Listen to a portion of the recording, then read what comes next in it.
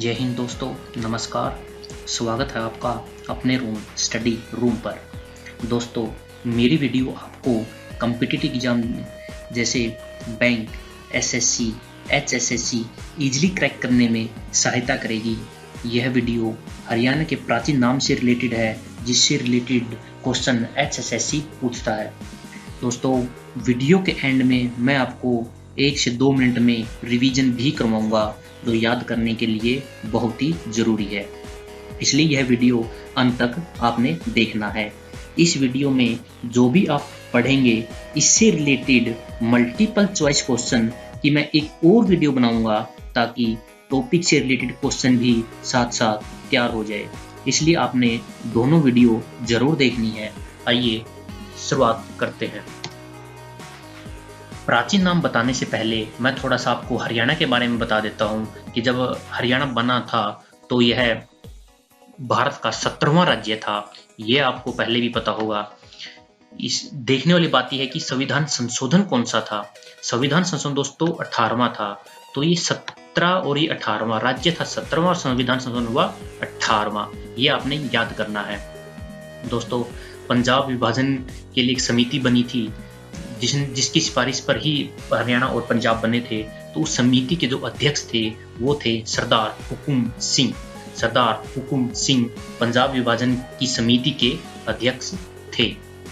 उसके बाद दोस्तों, इसकी सिफारिश पर पंजाब और हरियाणा की सीमा को बांटने के लिए एक सीमा आयोग का गठन हुआ, जिसे जेसी शाह आयोग गठन भी कहते हैं। या क्योंकि ये इसके अध्यक्ष थे तो इन्हीं के नाम पर इसका नाम पड़ा। तो अगर ये पूछे कि सीमा आयोग का क्या नाम था तो जेसी शाह आयोग। अगर पूछे उसका अध्यक्ष कौन था तो भी जेसी शाह। ये सुप्रीम कोर्ट के एक जस्टिस थे। दोस्तों, ये थोड़ी सी हरियाणा के बारे में जानकारी थी। इससे रिलेटेड वीडियो हम हरियाणा के इतिहास में भी बनाएंगे, ये हम बाद में भी पढ़ेंगे। अभी हम देख लेते हैं कि हरियाणा के प्राचीन नाम क्या क्या है। दोस्तों, मनुस्मृति से शुरुआत करते हैं। मनुस्मृति के अनुसार हरियाणा का नाम ब्रह्मावृत था। यह सरस्वती व दृष्टद्वती नदियों के बीच का क्षेत्र था। महाराज मनु ने एक बुक लिखी जिसको हिंदू की लॉ बुक कहा गया। इस बुक में यह बताया गया है कि कैसे इंसान को अच्छे से जीवन यापन करना चाहिए। इसमें जो है हरियाणा को ब्रह्मावृत के नाम से बताया गया है कि मनुस्मृति में हरियाणा ब्रह्मावृत था। इसमें हम इसको ऐसे याद कर लेंगे, जैसे इसमें री की मात्रा है और इसमें ये र है, तो ऐसे इसको थोड़ा सा लिंक कर लेंगे कि मनुस्मृति ब्रह्मावर्त, मनुस्मृति ब्रह्मावर्त। आगे हम देखते हैं महाभारत काल में। महाभारत काल में हरियाणा को कुरु जनपद कहा गया। कुरु जनपद आपको पता ही है दोस्तों, महाभारत में कौरव और पांडव थे, तो कौरवों से हम कुरु को लिंक कर सकते हैं और इसको याद कर सकते हैं, कुरु जनपद। इसमें उत्तरी हरियाणा को कुरुक्षेत्र और दक्षिणी हरियाणा को कुरु जंगल भी कहा गया। कुरुक्षेत्र आपको पता है हरियाणा के उत्तर में ही है और उसको कुरुक्षेत्र ही बोला, तो इसको याद करने में कोई परेशानी नहीं होगी। दक्षिणी हरियाणा को कुरु जंगल कहा। दक्षिणी हरियाणा को कुरु जंगल कहा। दक्षिणी तरफ जंगल ज्यादा है, तो आप उससे इसको लिंक कर सकते हैं कि दक्षिणी हरियाणा को कुरु जंगल कहा। अभी तक हमने 2 पढ़े हैं, मनुस्मृति के अनुसार ब्रह्मावृत और महाभारत के अनुसार कुरु जनपद। आगे देख लेते हैं। योद्धा काल। योद्धा काल में रोहतक को बहुधान्यक कहा जाता था। रोहतक को बहुधान्यक। दोस्तों, इसको ऐसे याद करेंगे जैसे रोहतक से हमारे मुख्यमंत्री है श्री मनोहर लाल खट्टर जी, व ऐसे भूतपूर्व मुख्यमंत्री थे भूपेंद्र सिंह हुड्डा जी, तो दोनों रोहतक से ही थे। इसलिए रोहतक बहुत ही धन्य जिला है, जहां से हमें सीएम मिल रहे हैं, तो इसलिए हम रोहतक को बहुधान्यक भी कह सकते हैं। ये हमने याद रखना है कि इसको योद्धा काल में बहुधान्यक कहा जाता था। ये नीचे टेबल देख लेते हैं दोस्तों, ये क्या है। दोस्तों, ये योद्धा काल से 1-2 चीजें और है जिन पर क्वेश्चन पूछे जाते हैं, इनको हमने लिंक किया है ताकि आपको जैसे योद्धा काल याद आए तो आपको साथ साथ 2-3 क्वेश्चन और याद आ जाए कि जैसे योद्धा काल के सिक्के। क्वेश्चन ये होता है कि योद्धा काल के सिक्के कहाँ से प्राप्त हुए। तो दोस्तों, योद्धा काल के सिक्के जो प्राप्त हुए थे वो थे खोखरा कोट, रोहतक से। इसी तरह योद्धा काल की मोहरें कहाँ से प्राप्त हुई, वो हुई थी औरंगाबाद, भिवानी से। जैसे मैंने मोहरें पढ़ा तो मुझे याद आया कि मिट्टी की मोहरें भी पूछी जाती है, तो मिट्टी की मोहरें कहाँ से प्राप्त हुई? मिट्टी की मोहरें दौलतपुर हिसार से प्राप्त हुई। तो ये 3 चीज़ें और मैंने इससे लिंक कर दी है। जैसे आपको युद्ध काल याद आए तो आपने साथ में एक 3 चीज़ और याद कर लेनी है। साथ में हम इधर देख लेते हैं कि रोहतक को बहुत भयानक तो कहा ही जाता था। साथ में एक चीज़ हमने याद कर लें कि रोहतक का महाभारत के कुल दिग्विजय शीर्षक में वर्णन है। ये क्वेश्चन पूछा जाता है दोस्तों, रोहतक का वर्णन किसमें है? तो रोहतक का वर्णन नकुल दिग्विजय में रोहतक का वर्णन है। ये भी जैसे ही हमें रोहतक याद आए तो हमें साथ में इसको भी याद करना है। 1-2 बार हम इसको आंख बंद करके याद करेंगे तो ये हमें इजीली याद हो जाएगा। आगे देखते हैं दोस्तों, ऋग्वेद में हरियाणा को रज हरियाणा कहा गया। अब दोस्तों हम देखते हैं, जैसे ऋग्वेद से हम ऋषि वर्ड बना लेते हैं और ऋषि का हरियाणा में राज रहा है, तो इससे हम इसको याद कर सकते हैं कि ऋग्वेद में हरियाणा को रज हरियाणा कहा। आगे देखते हैं, बाणभट्ट रचित हर्षचित्रम में हरियाणा को श्रीकंठ जनपद का नाम दिया गया। जो हमने महाभारत काल में पढ़ा था वो था कुरु जनपद और ये है श्रीकंठ जनपद। तो हमें कंफ्यूज नहीं होना है, दोनों अलग अलग हैं।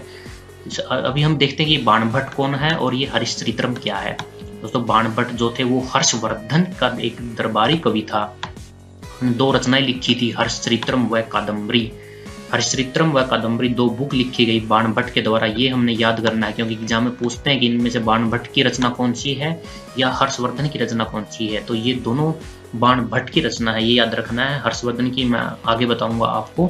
फिलहाल आपने ये जरूर देखना कि हर्षचरित्रम कादम्बरी 2 बाणभट्ट ने रचनाएं की थी। ये है दोस्तों आगे, पुष्यभूति को पुष्यभूति वंश या वर्धन वंश का संस्थापक माना। दोस्तों जो वंश था वर्धन वंश या पुष्यभूति वंश, उसका जो संस्थापक है वो पुष्यभूति को माना जाता है।